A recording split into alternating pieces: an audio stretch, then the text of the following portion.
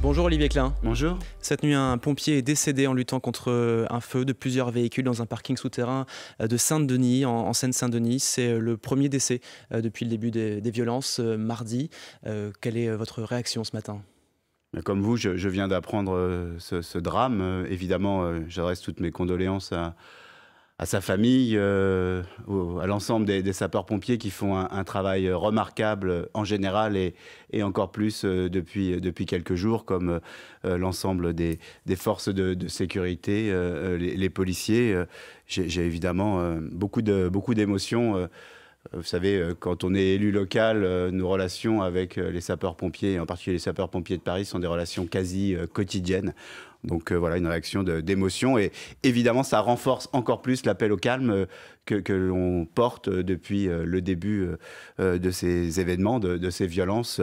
Le retour au calme en mémoire de Naël, le retour au calme maintenant en mémoire de ce pompier pour vraiment éviter de nouveaux drames comme on vient de le connaître cette nuit avec le décès de ce pompier. Le retour au calme, c'est vraiment l'urgence absolue portée par le gouvernement, portée par les élus locaux et portée par les citoyens. Moi, je me déplace beaucoup depuis plusieurs jours. Les habitants de nos quartiers n'en peuvent plus de ces violences qui se retournent contre eux. Et donc maintenant, il est vraiment temps de trouver, même si on voit que ça s'améliore, trouver les voies d'apaisement définitives. Justement, enfin, la mort de ce pompier, c'est un drame, mais cette 6e nuit, sinon, a été plus calme. Vous allez nous dire ce que vous en pensez, alors que les violences marquaient déjà le pas hier soir. Alors, il est trop tôt pour parler de décrue, disait hier le préfet de police de Paris. Mais aujourd'hui, est-ce que vous constatez, vous, une décrue ?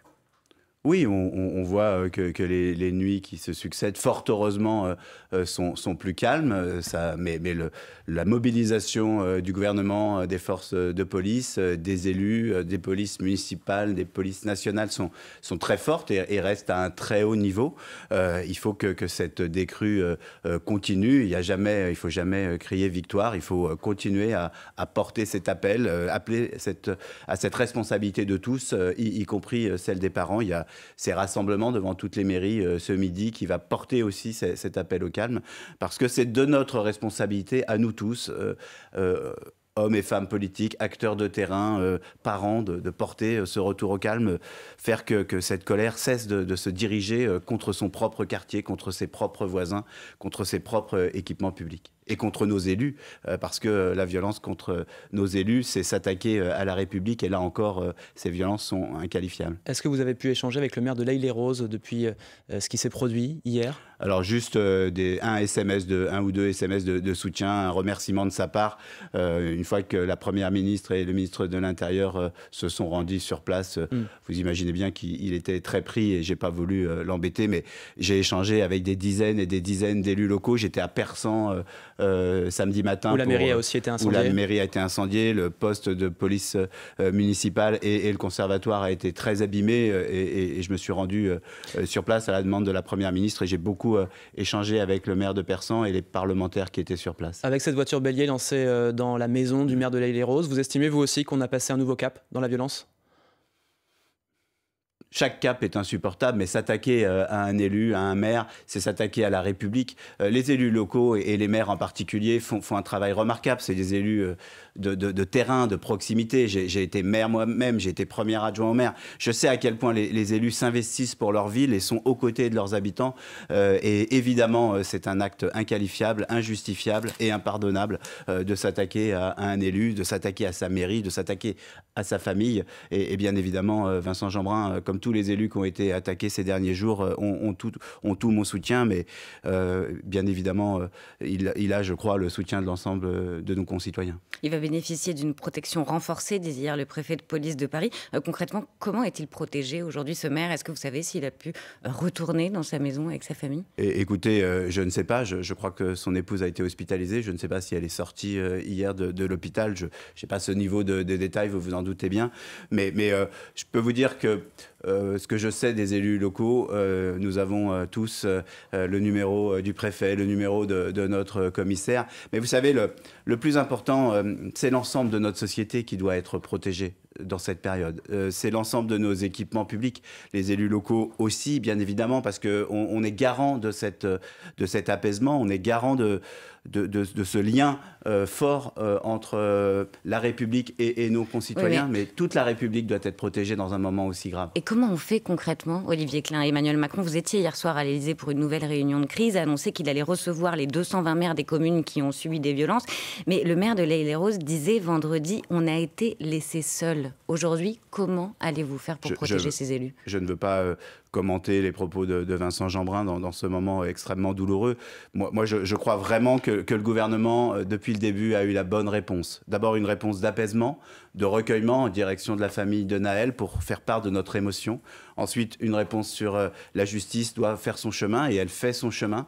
Et puis, nous avons mis en place graduellement des protections des équipements publics au regard de la montée de cette colère et de ces actes inqualifiables qui se sont produits un peu partout dans le pays. D'abord vers des équipements publics, en direction des violences, en direction des forces de l'ordre, des violences en direction des commerces. Il n'y a rien qui peut justifier une telle violence, et vraiment l'action du gouvernement aujourd'hui se concentre sur ce retour au calme, parce que nos quartiers ont besoin de ce retour au calme. Les victimes de ces violences sont les habitants de ces quartiers. Ils souhaitent cet apaisement, ils souhaitent ce retour au calme, ils souhaitent que l'image de ces quartiers ne soit pas durablement dégradée par ces violences qui n'ont aucun sens. Brûler une bibliothèque, brûler une école, brûler tout ce qu'on a fait dans le cadre du renouvellement urbain et de la politique de la ville, c'est de l'automutilation, et cette automutilation, elle n'est pas acceptable. Vous avez dit l'état d'urgence, pour l'instant, n'est pas une solution à envisager, c'est ce que le gouvernement a dit. Il était réclamé pourtant par le maire de l'Haye-les-Roses. Il n'est toujours pas question de l'instaurer aujourd'hui? Écoutez, toutes les options qui permettent le retour au calme sont sur la table, bien évidemment, parce que c'est la première des priorités. Mais il faut avoir une réponse utile, graduée. Aujourd'hui, on constate une forme de décrue. Il va falloir vérifier que ça se mesure. C'est une décision du président de la République suivie d'un conseil des ministres, si on devait aller vers ça. Voilà, ça reste une possibilité. On voit que dans cette période où, j'oserais dire, même si ce n'est pas suffisant, les choses s'améliorent un peu. Ça a été évoqué hier soir en réunion à l'Élysée, l'état d'urgence? Ce qui a été évoqué hier soir en permanence, c'est la nécessité du retour au calme, l'absolue nécessité du retour au calme pour protéger nos policiers, nos concitoyens. Et on le voit cette nuit avec ce drame et la mort d'un sapeur-pompier de Paris. On voit que cet appel au retour au calme est nécessaire. Olivier Klein, ministre délégué chargé de la ville et du logement, et l'invité du 8h30 France Info. On vous retrouve dans quelques instants, juste après le fil info, à 8h40 avec Diane Ferchit. Le ministre de l'Intérieur, Gérald Darmanin, annonce la mort d'un pompier de 24 ans cette nuit en Seine-Saint-Denis. Il luttait contre les flammes dans un parking souterrain.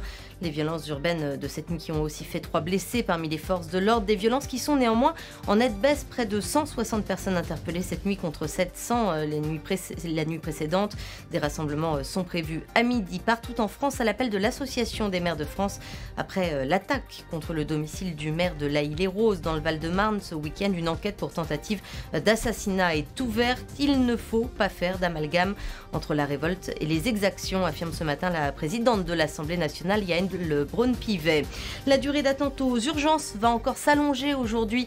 Opération zéro brancard. Les médecins sont en grève. Les hospitaliers dénoncent une situation catastrophique. Sur France Info, le syndicat SAMU Urgences de France demande une enveloppe conséquente pour redonner la qualité de soins que chacun de nous mérite. Le Tour de France rejoint la France ce lundi avec une arrivée à Bayonne pour la 3e étape. Un peu plus de 193 km à parcourir au lendemain d'une première victoire d'étape française, celle de Victor Lafay. C'est le Britannique Adam Yates qui partira en jaune. France Info. Le 8h30 France Info, Agathe Lambré, Benjamin Fontaine. Toujours avec Olivier Klein, ministre délégué chargé de la ville et du logement. On parlait des maires qu'il faut protéger. Vous-même, Olivier Klein, vous avez quitté votre maison quelques jours pour éviter aux policiers déjà surchargés d'avoir à la protéger aussi? C'est plus compliqué que ça. J'ai un logement à Paris parce que vous connaissez les conditions de transport dans Paris et donc j'ai un logement de fonction. Mais c'est vrai que comme élu local, j'ai eu parfois la tentation d'être à Clichy-sous-Bois aux côtés des élus, surtout de Clichy, pour les accompagner. Mais voilà, un ministre n'est plus tout à fait une personne normale et la priorité des forces de l'ordre à Clichy comme partout ailleurs, c'est de protéger les équipements publics et ils n'avaient pas besoin de m'avoir dans leurs pattes. Vendredi, Emmanuel Macron en a appelé à la responsabilité des parents. Vous le dites, un élu local, vous connaissez bien la situation dans les quartiers, c'est de la faute des parents? Non, c'est pas de la faute des parents, mais oui, quand on est parent, on a des responsabilités. Il m'est arrivé de faire quelques mariages. Je me rappelle de ce qu'on dit aux futurs époux quand ils se marient. On rappelle la responsabilité des parents et c'est une responsabilité qui est juste. Quand on voit ces enfants ou des jeunes de 14, 15 ans ne pas être rentrés à 22, 23 heures dans la période actuelle, eh bien oui, quand on est parent, on se doit de vérifier pourquoi ils sont dehors et leur dire en ce moment, vous ne sortez pas. C'est pas pour vous embêter, c'est pour vous protéger et c'est pour protéger votre quartier et votre ville. Mais Olivier Klein, on parle du rôle des parents, on parle des associations de quartier aussi, on leur demande de faire de la médiation. Ces associations, elles ont le sentiment parfois de ne pas être entendues, pas être écoutées. Ça fait bientôt une semaine qu'il y a ces violences. Pourquoi ne pas les avoir encore reçues ? Alors d'abord, vous vous doutez bien que le ministre de la Ville et du Logement que je suis échange en permanence avec tout le monde, et y compris les associations. Je vous rappelle qu'il y a eu un conseil interministériel de la Ville qui s'est réuni vendredi matin, dans lequel il y avait des associations présentes.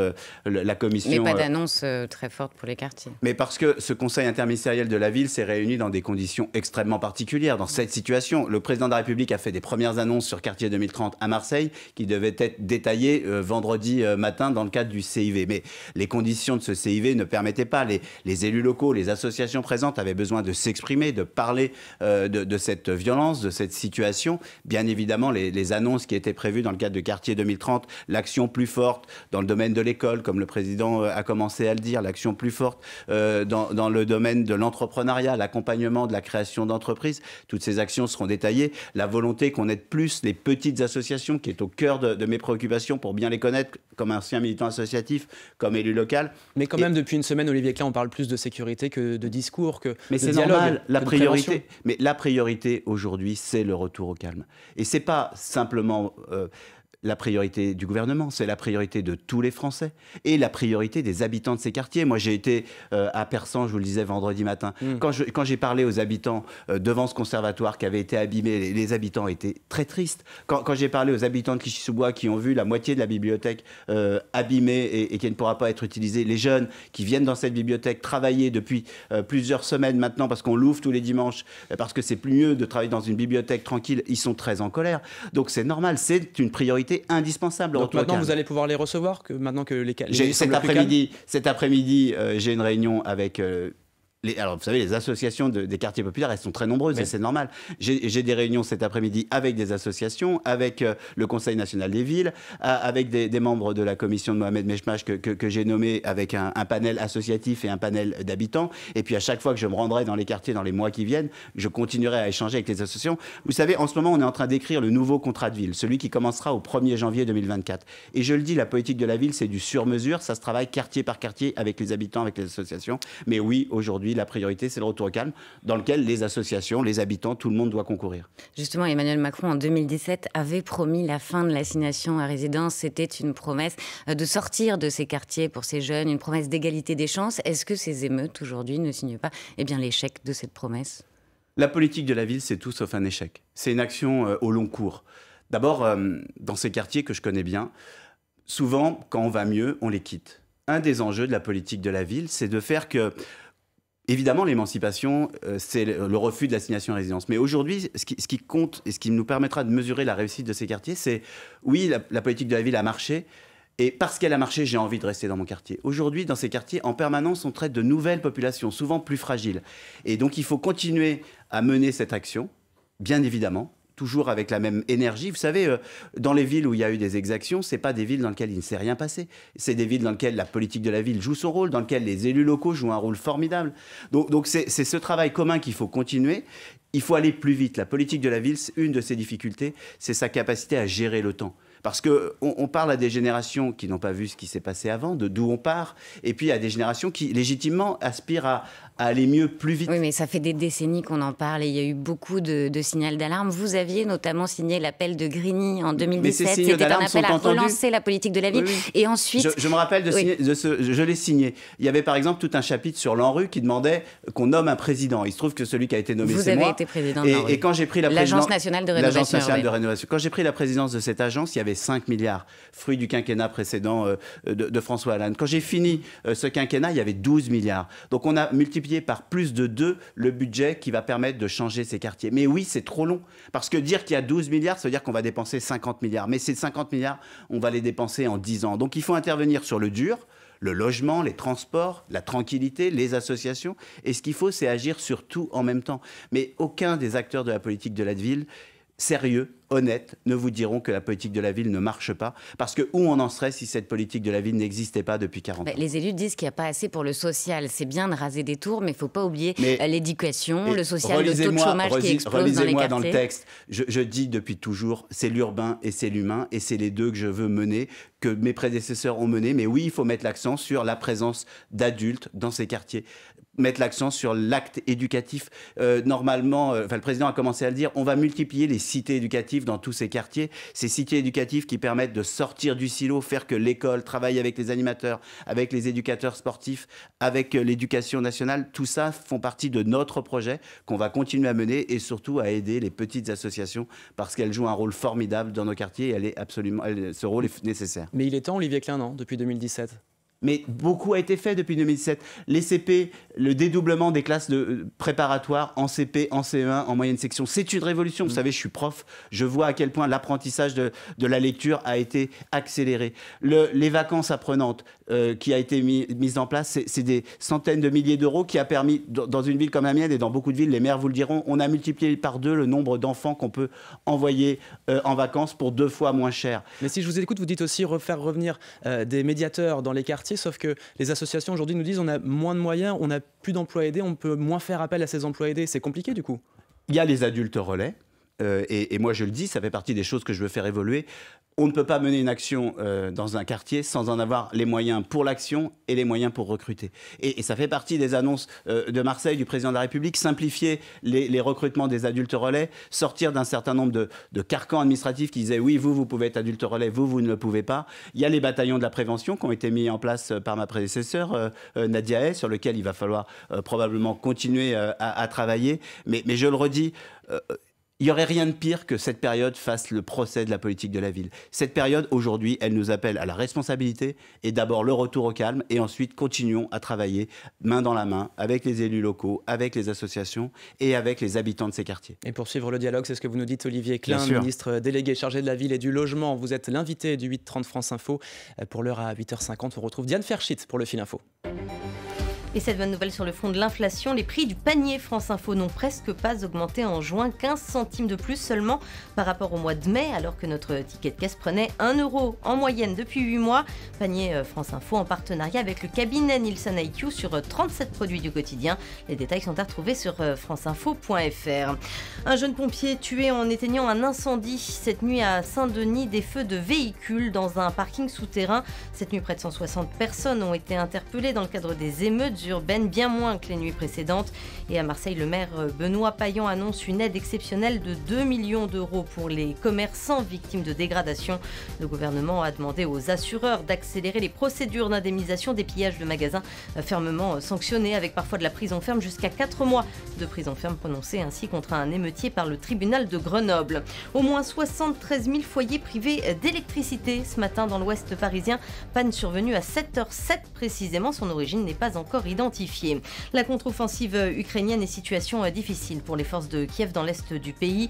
Elles reconnaissent une avancée des Russes dans 4 zones de la ligne de front Moscou qui exclut ce matin toute nouvelle mobilisation dans le pays après le départ d'Ukraine des hommes du groupe paramilitaire Wagner. France Info.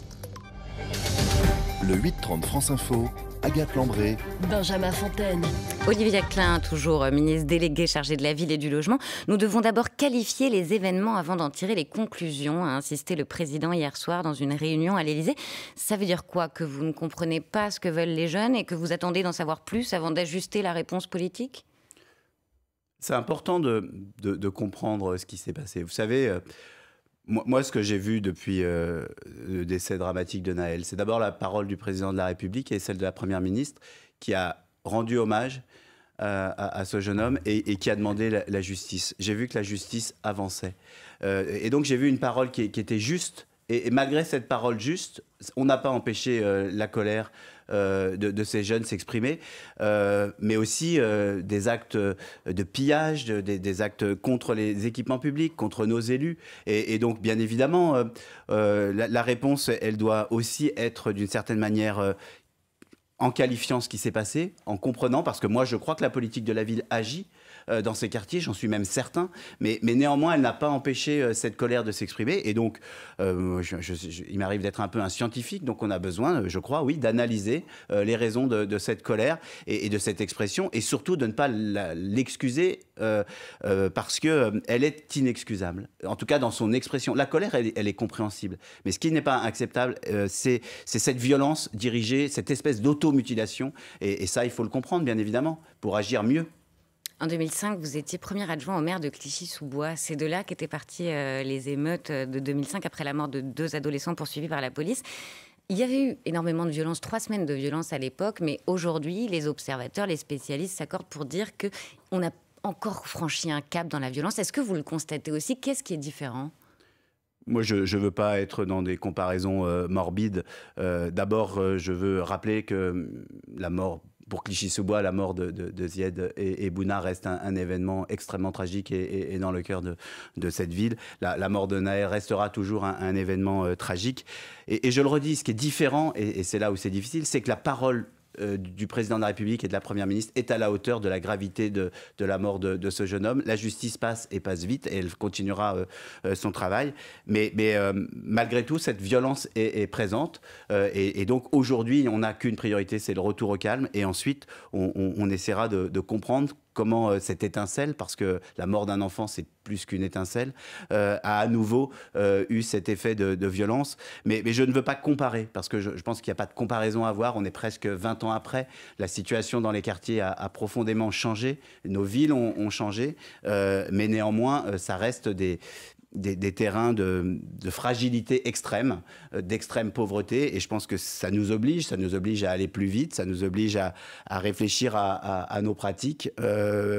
Nous, les élus locaux, les hommes politiques et les femmes politiques, on doit regarder ce qui s'est passé avec lucidité, mais sans aucune bienveillance dans la violence gratuite et inacceptable. Et réfléchir aussi aux relations entre la police et la population, parce que ça, c'est une constante depuis des années, cette relation extrêmement conflictuelle. Le politologue Jérôme Fourquet, dans Le Parisien, l'autre jour, parlait d'un cercle vicieux et vicié. Des humiliations d'un côté, des tutoiements, des contrôles d'identité à répétition, et donc en retour, une jeunesse qui se sent humiliée et qui répond aussi parfois par la violence. La relation entre la police et la population dans une démocratie, elle est évidente et elle doit être apaisée. Et je peux vous assurer que l'énorme majorité des policiers le souhaitent. Moi, j'ai des relations, quand j'étais élu local, quasi quotidiennes avec le commissaire de police. Quand on lui demande d'intervenir dans une réunion publique, il vient. Il y a un délégué police-population qui joue un rôle déterminant dans les relations avec la police. On a un centre de loisirs jeunesse dans la ville d'à côté, de Montfermeil, qui est mis en place par des policiers. Il y a Raid Aventure qui vient. Mais oui, il faut continuer à travailler à cette relation, à l'apaiser pour que chacun se sente, d'abord les policiers comme des poissons dans l'eau dans nos quartiers et que les jeunes perçoivent le rôle de la police comme un rôle normal dans une démocratie, parce qu'on a besoin des forces de sécurité, on a besoin des gardiens de la paix. C'est extrêmement important pour vivre normalement dans nos quartiers. Et Olivier Klein, quand les syndicats Alliance et UNSA parlent dans un communiqué de nuisibles, de sauvages pour désigner les émeutiers, est-ce que ça, c'est de nature à apaiser? Mais bien sûr que non. Dans cette période, chacun doit faire preuve de responsabilité. Oui, le mot nuisible est insupportable, mais je crois que dans cette période, l'appel au calme, il est permanent. Et chacun, les hommes politiques, l'ensemble des Français doivent participer à cet appel au calme. Personne ne doit mettre de l'huile sur le feu, ni les hommes politiques qui disent qu'on a le droit de casser ceci ou cela, ou des choses comme ça qui sont tout aussi insupportables et inqualifiables. L'objectif du gouvernement, l'objectif de tous les Français, c'est le retour au calme. Et cet objectif, il est normal. Il est maintenant plus qu'urgent. On voit que ça s'améliore. Mais il ne faut surtout pas lever le pied parce que cette amélioration doit être totale. Rapidement, Olivier Klein, depuis ce week-end, une cagnotte circule sur Internet pour le policier mis en examen à l'origine du tir qui a tué Naël. Elle a récolté plus de 800 000 €. Est-ce qu'il faut la fermer comme le demande Olivier Faure ? C'est pas le sujet du gouvernement. Je regarde pas, et le gouvernement ne regarde pas ces sujets de cagnotte. L'objectif du gouvernement, c'est le retour au calme et c'est vraiment notre priorité. Mais est-ce que ça vous choque, cette cagnotte ? J'ai pas à commenter cette cagnotte. Je ne sais pas qui l'a mise en ligne. Jean Messia, qui est une figure de l'extrême droite.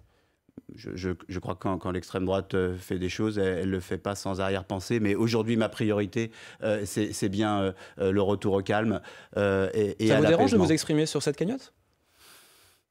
Je ne sais pas ce qu'elle... Jean-Luc Mélenchon, hier sur LCI, disait que le pouvoir avait peur des policiers.